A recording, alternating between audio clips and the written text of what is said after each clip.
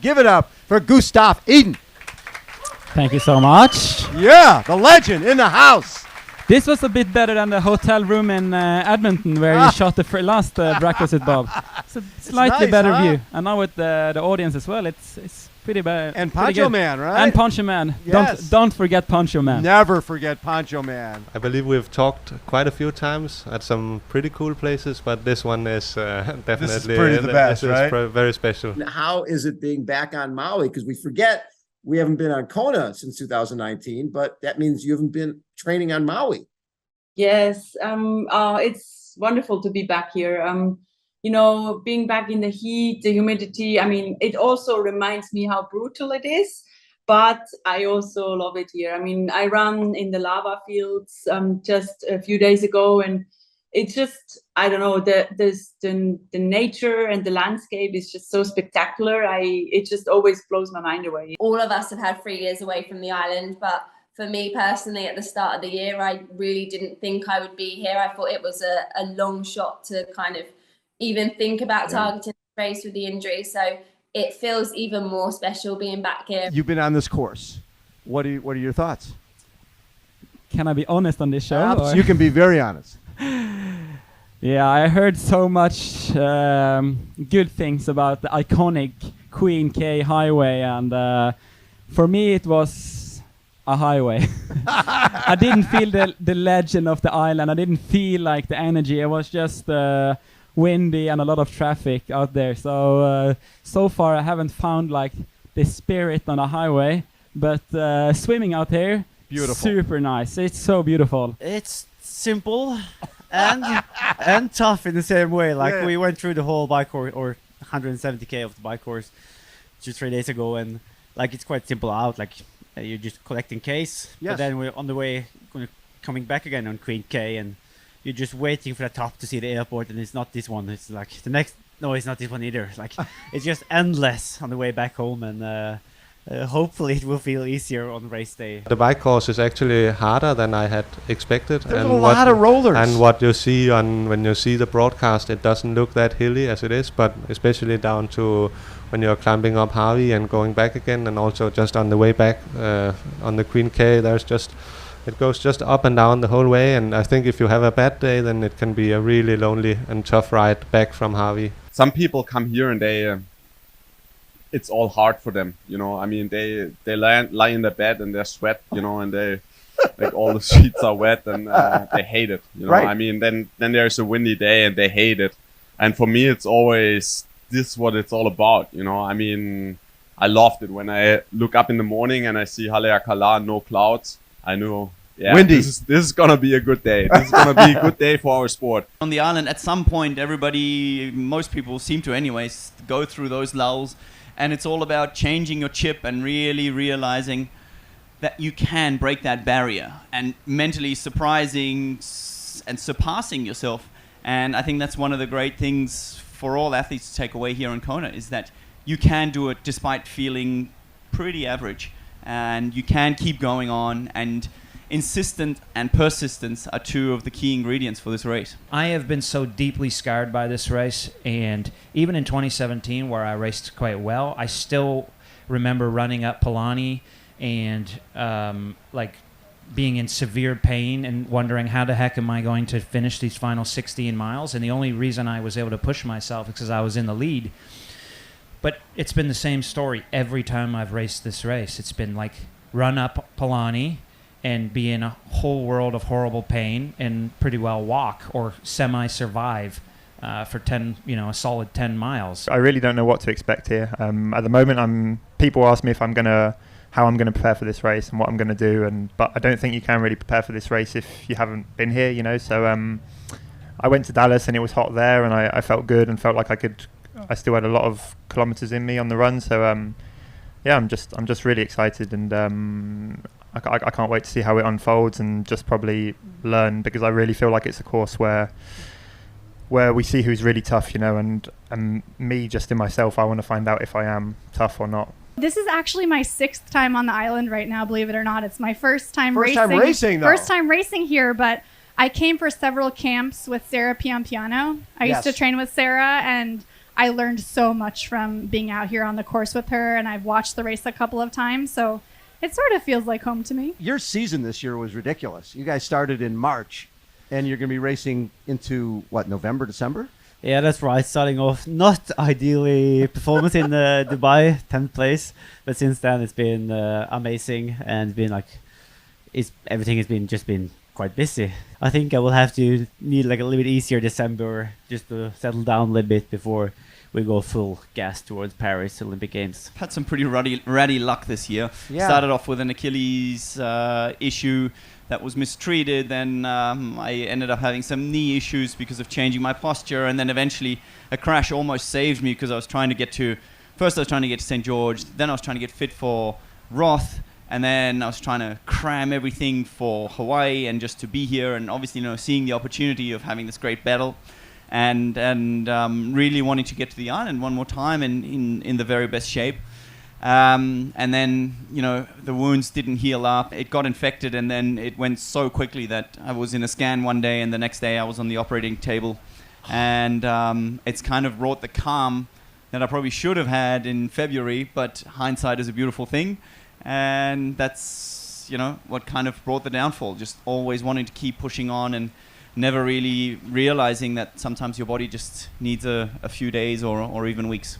So this year has been really, really a good year for you. Yeah, it's been a decent year for me. It's been a progressively better and better and better as the races go on, for sure. Like Ironman Texas, I won, but we didn't have a massive field there, and so it was what it was. But I had knee surgery in the fall. I had a baby in 2021, and by the way, I had a it's baby. just been like a progressively getting better, which is great because that's what you want at the end of the year, to have the best races. So here we are at Kona. It's been an amazing year for me. I can't really lose anything anymore. And so that's why I said I want to focus on Kona, and then I'll have a break. I'll go home. I will take some time off and settle and just, give the body some rest also. We were at Challenge Miami, or Clash Miami, a couple years ago, and we're at the post party at Bill Christie's motorhome, and John Geffron, my producer, and I are standing there, and then you're like leaning on the golf cart going, man, I can't catch my breath, I just don't feel right, and immediately Bill sends you to the hospital. And what happened? Yeah, so that was March of 2021, Bob, in Miami, and I actually had a heart attack on the bike. I think most people probably know the story. Had a massive block in my LAD. It's a Widowmaker. And yeah, it happened on the bike. I finished the race. Not a good idea. Do not recommend that. Please, if you're having a heart attack, do not finish the race. Go to the hospital. But just put everything into perspective, and that's why, when I say I'm just happy to be here, it's not racing, but just to be here with all you and my family, and the fact that we're in an amazing place in the world just makes it a little bit better, doesn't it? So U.S. Open, that was you're in Dallas, and we talk about heat here. That was some real heat.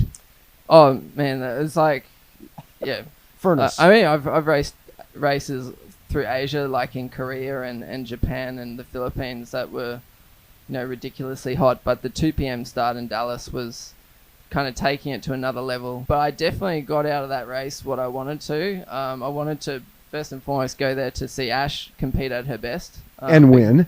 Yeah, exactly. $100,000.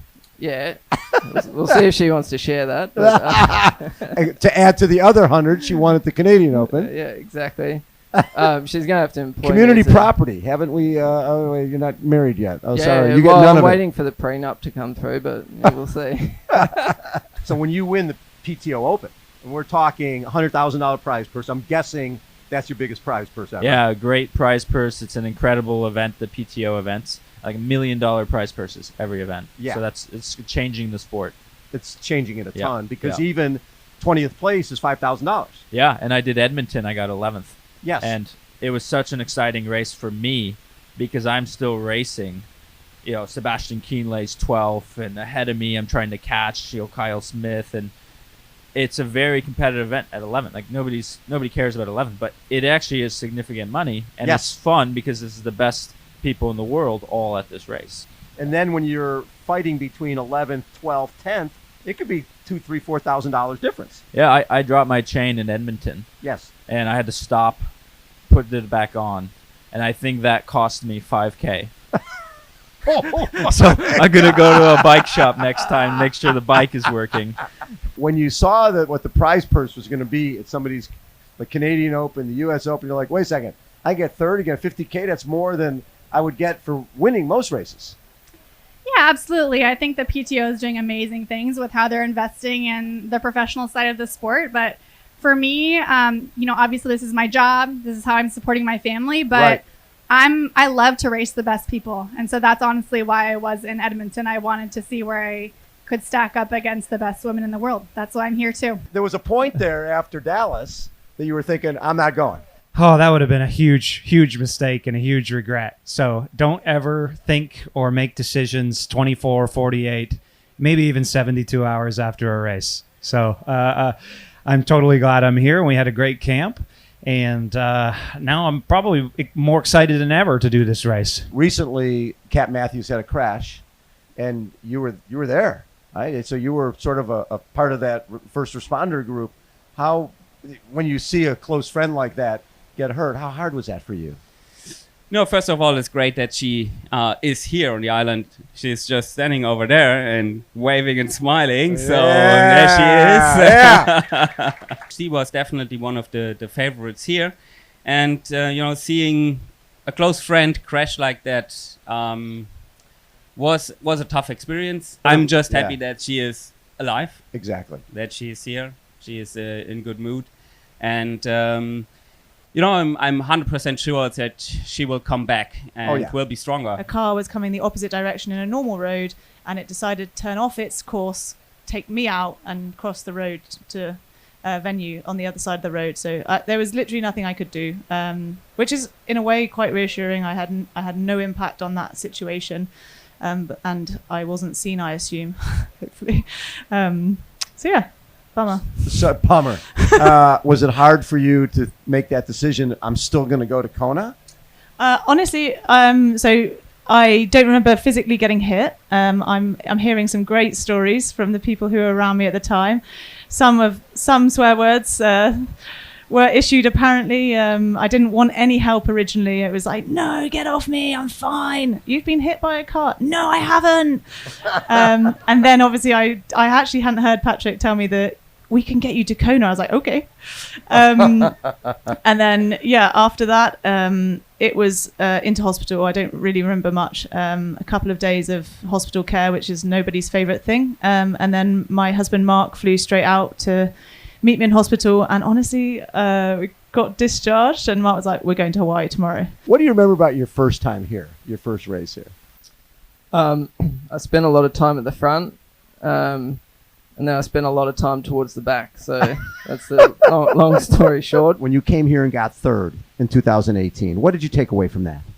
That you have to be patient and you really have to listen to your body because the outer conditions are just brutal and you can't compare the race to any other race.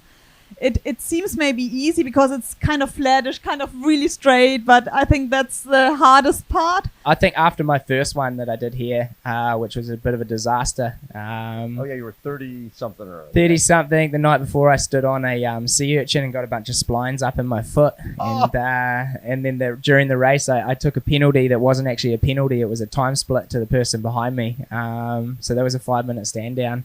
And then I got a flat tire and... and then I finished up. So I had a bit of a desire after that one to come back and have a better race. And in hindsight, it was just a great race to win because nobody ever got to milk a world championship for that long. That's right. You're champion of 19 and we're 2022. You are still the defending Kona champion. Exactly. Forever. And I've done that right from the comfort of my very own couch, So it's kind of... How have you changed as an athlete since the last time you were here? I think I just... it's kind of cringing saying, but I think I've just been growing up a bit, and that's. I think you can see that in my style of racing and my training as well. In 2019, if someone went sub-8 anywhere, that was unbelievable. Now it's sort of expected. I think if the conditions are like today, you have to do sub 750 here to win the race. We have at least 5 rookies who have a pretty good chance to win the race. I know. That's I never can't happened. remember any race where this was the case. Yeah, I definitely think the record here is going to fall. I think that's the good thing about records. You know, it should be the thing that inspires everybody to look for an absolute limit and not just a daily thing.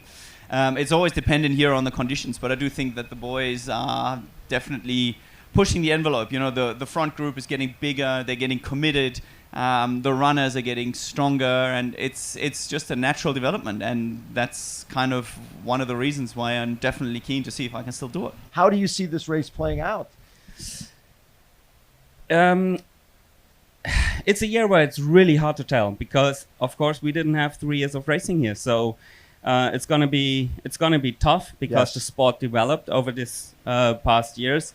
We see a lot of young athletes, especially also the swim part is definitely faster, and for us more experienced athletes, we had the challenge to develop ourselves over the last couple of years because the sport just changed. It keeps moving forward, and it's got just faster. The dynamics will be completely different than what we've seen in a lot of years because we have way more contenders here than we had in 2019. Right. Everybody wanted to kind of build the race to be exciting, but I think deep down everybody knew what was going to happen. That nobody would probably be able to beat Jan other than Jan himself. So the top end still seems to be the same. You know, I believe if Jan was here, he would have been still the favourite, still the number one contender. So it's just that you've got a lot of depth now. You know, back then you could have an okay day, and if you were really good, you could still finish maybe in the top 5, and if you were okay, you could still be in the top 10. Now, if you get it wrong, you're probably going to struggle to finish in the top 20. I'm excited for this race. It's going to be brutal, but it wouldn't be Kona if it's not difficult. The second Ironman World Championship of the year, you win the first one. What are your goals here? Obviously, going the same. Like you can't. It's not. I think if you won one before, you just won one more. What's the goal for here? Isn't it quite obvious? So, how far back do you want Kristian to be, or do you want him next to you? That doesn't matter. The time-wise, I don't care. It's all about the victory. I would love to be top 3. I would love to be top 5. I would love to be top 10. You know, I think I'll go out there and race my best, and that is my goal. For me, it's just believing and trusting in who I am as an athlete and that I can do this. You know, what's happened to me doesn't mean I can't perform right now. You know, exactly. The training I've done says I can. So I want to get out there. I want to be in the front of the race, and you know, I want to put the numbers together, and I think I'll have a performance that'll, you know, that can do me proud. Squeeze out the best race possible. That's all I can hope for because I don't know how good the others are. I mean, it's like you have to concentrate on yourself and be proud after the finish line, and you should say, okay, it's everything I could have given today, and if I can say that, I'm more than happy. I'll try to race for the win, and if I end up winning or not, but it's what I'm always aiming for. This is the title that I've always wanted, obviously, and I feel like because I've come so close getting that silver medal 3 times, it feels so in reach. I always expect a lot out of myself, and I don't know, I feel like everyone says, oh, Kona rookie, you just have to learn blah blah blah the first year, but I don't know, I'm here to race and compete, so I'm excited to experience it and really give it my best. I feel really well prepared. I was one of the favorites going into St. George, yes, but here I guess even more. Yes. And people around will try to maximize against my weaknesses. So it's more about doing my thing right, tactic-wise during the race, and using the others to my advantage rather than being overcooked by everyone around me. See this ring? It has the coordinates of the Kona finish line. And your ring? Yeah. It has the coordinates of the Ironman finish line. Yeah, it does. Yeah, and it's my mum's old jewelry that we melted down, and it would mean everything, and I will get there one day. I don't think it will be necessarily this year, but even if I don't win it, I would have tried my very best, and I guess that's all that counts. So I don't think we've had a New Zealand guy win this race, right? No, Cam Brown came very close. Second. And what a man he is. So be cool to stand on the top. We'll see what happens on race day. Anything could happen. In 1995, Mark Allen came back for his last time, wins, drops a mic, I'm out. That would be pretty cool for you. then we have to make a little extra route for the guys in front. For 190 Ks on the bike probably, and the same again on the run, something like that. No, I mean they can blow themselves up. The chance is not 0 that I'm gonna win the race, but I think it's under 5%. And so you're saying there's a chance? There's a chance. I mean, I'm always believing that there is a chance. Yeah, I love it.